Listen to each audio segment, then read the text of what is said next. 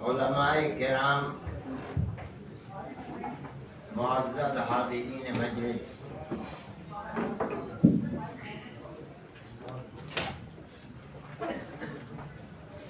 مولانا عثمان صاحب مرحوم، میرا تعلق ان سے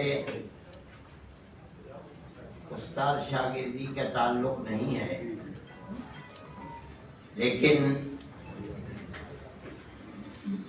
میرے ساتھ ان کا قریب اور بہت قریبی ایک رشتہ تھا، اور وہ میرے بہنوئی تھے۔ ان کے اخلاق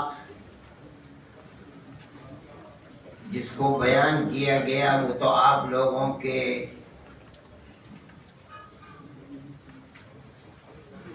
بیان کی ہوئی وہ چیز ہے جس کو آپ نے دیکھا ہے، ان کی گھریلو زندگی کو آپ نے نہیں دیکھا۔ لیکن میں جس بات کو کہتا ہوں وہ یہ ہے کہ ان کی گھریلو زندگی بھی انتہائی پاک اور صاف اور ستھری زندگی تھی۔ میں نے اپنی جو ایک چھوٹا سا مضمون لکھا ہے 2 صفحے کا، اس کے اندر بھی اس کا ذکر کیا ہے۔ وقت کی تنگی ہے، میں اس کو تفصیل کے ساتھ ذکر کروں یہ بات اس وقت ممکن نہیں ہے۔ جو ان کی زندگی کے مختلف پہلو تھے ان سب کو آپ حضرات نے، ان کے شاگردوں نے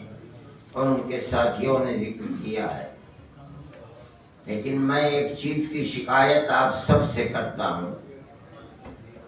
ان کے ایک وصف کو، بلکہ جس کو میں یہ سمجھتا ہوں کہ وہ ان کی زندگی کا بنیادی وصف ہے۔ ان کی جن خصوصیات کو ذکر کیا جا رہا ہے، میں اس وصف کو ان کی بنیاد سمجھتا ہوں۔ اس کا کسی نے ذکر نہیں کیا۔ اس 2 ڈھائی 3 گھنٹے کی مجلس کے اندر کوئی ادھر گیا ہی نہیں۔ میں نہیں سمجھتا ہوں کہ آیا علماء کی دل سے اس کی اہمیت ختم ہو گئی،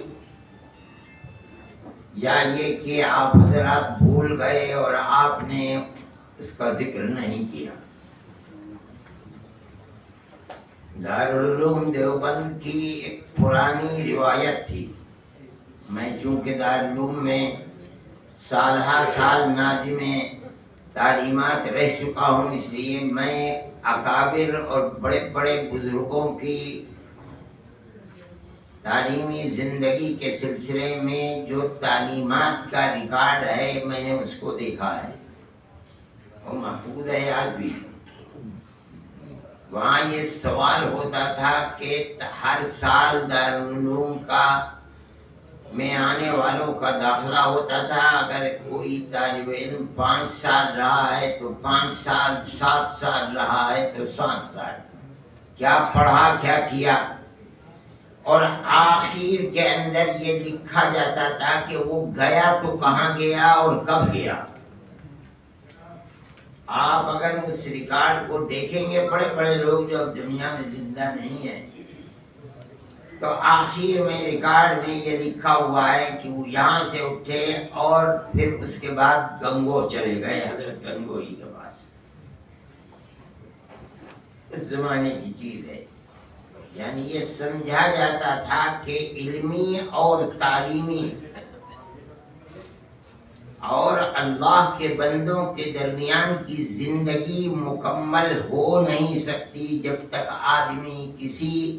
صاحب علم اور صاحب تربیت، کسی بزرگ کی خدمت میں رہ کر تربیت نہ حاصل کرے۔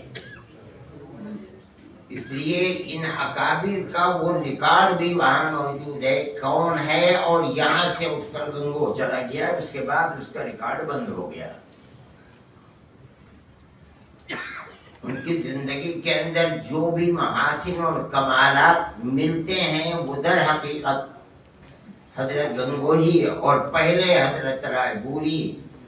حضرت شیخ الہند رحمہ اللہ، حضرت تھانوی رحمۃ اللہ علیہ، حضرت مدنی رحمۃ اللہ علیہ،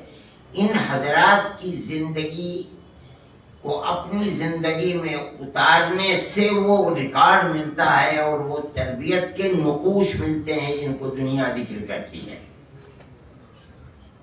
قاری صاحب رحمت اللہ علیہ کی زندگی کی بھی یہ ایک بنیادی صفت ہے جس کو کسی نے ذکر نہیں کیا، میں سمجھتا ہوں جانتا ہی نہیں کوئی۔ ذکر کرنے والوں نے اس کو تلاش کیوں نہیں کیا، مجھے اسی پر اعتراض ہے۔ یا تو انہوں نے اس کی اہمیت کو نہیں، یہ ایک المیہ ہے اگر ایسا ہوا ہے کہ ہم نے اس بنیاد کو جو در حقیقت دنیا کی زندگی میں کمالات کی بنیاد ہے اور موت کے بعد آخرت میں ترقی کی بنیاد ہے عند اللہ، وہ ایک بنیاد تھی، ہم نے اس کو ذکر نہیں کیا ہے۔ قاری صاحب رحمت اللہ علیہ فراغت کے بعد یہ نہیں ہوا کہ وہ کہیں بیٹھ گئے منصور پور چلے گئے، انہوں نے اپنے رشتے کو قائم کیا حضرت شیخ الحدیث صاحب رحمت اللہ علیہ سے،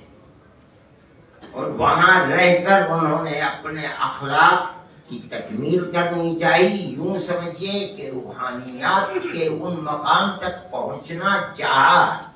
کہ جہاں پہنچ کر کے انسان کی زندگی ایک باکمال زندگی گزر سکتی ہے۔ حضرت شیخ الحدیث صاحب رحمت اللہ علیہ اس زمانے کے اندر کبھی جاتے تھے مدینہ منورہ، کبھی آتے تھے، یہاں تک کہ پھر وہ اس کے بعد چلے گئے۔ ان کے پاس رہ کر کے انہوں نے تربیت حاصل کی، ان کے بنائے ہوئے بتائے ہوئے معمولات کو اپنایا۔ پھر میں یہ جانتا ہوں کہ حضرت شیخ الحدیث صاحب رحمت اللہ علیہ نے باصرار بھائی صاحب کے سپرد کیا ان کو، اور یہاں رہ کر کے پھر انہوں نے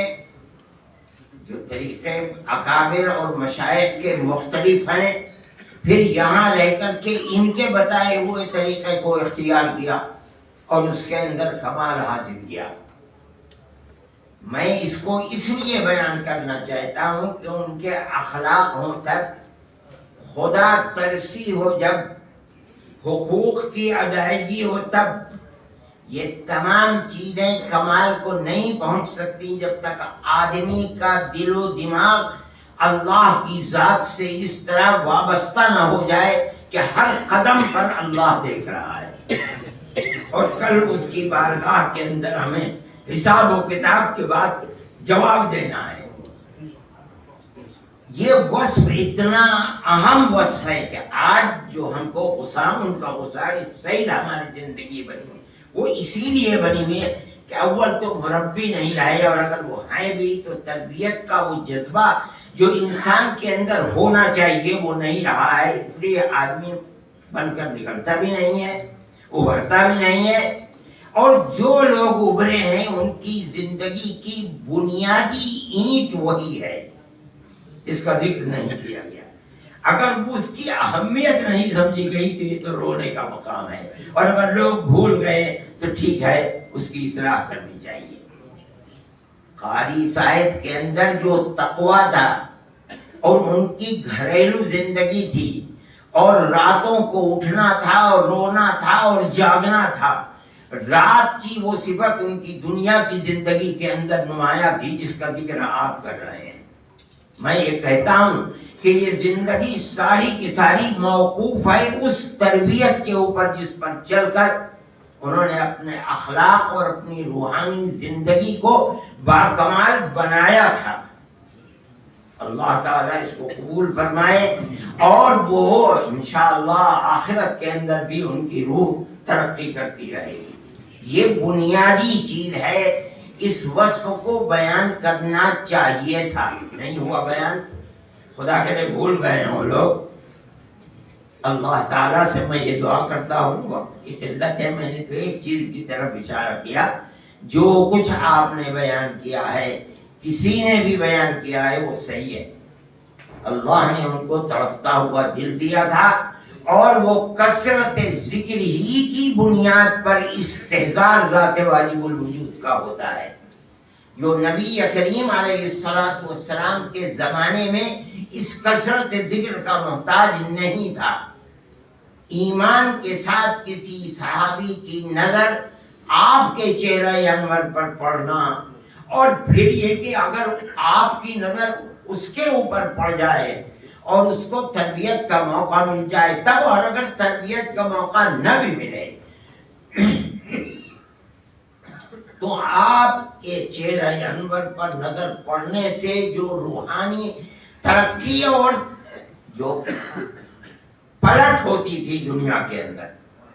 باپ دادا پردادا سکڑ دادا لکڑ دادا کفر کے اندر ڈوبے ہوئے ہیں، آج یہ بچہ اور اولاد ہے جس کی نظر ایمان کے ساتھ نبی کریم علیہ السلام پر پڑ گئی اور زندگی کے اندر انقلاب پیدا ہو گیا۔ وہ صفت اگر آپ کے جانے کے بعد اب پیدا کی جا سکتی ہے کسی نہ کسی درجے میں، اور دروازے کھلے ہوئے ہیں، تو وہ مشائخ کا دامن پکڑ نہیں تھے، وہیں سے تربیت ملتی ہے۔ جن لوگوں کو مل گئی وہ افراد بن گئے، کامیاب ہو گئے، جنہیں نہیں ملی ہم چاہے کچھ بھی کرتے رہے، اگر ہمارے اندر وہ وصف نہیں ہے ہم نہیں کہہ سکتے کہ وہ کس درجے کے اندر ہے۔ اللہ مقبول ہو۔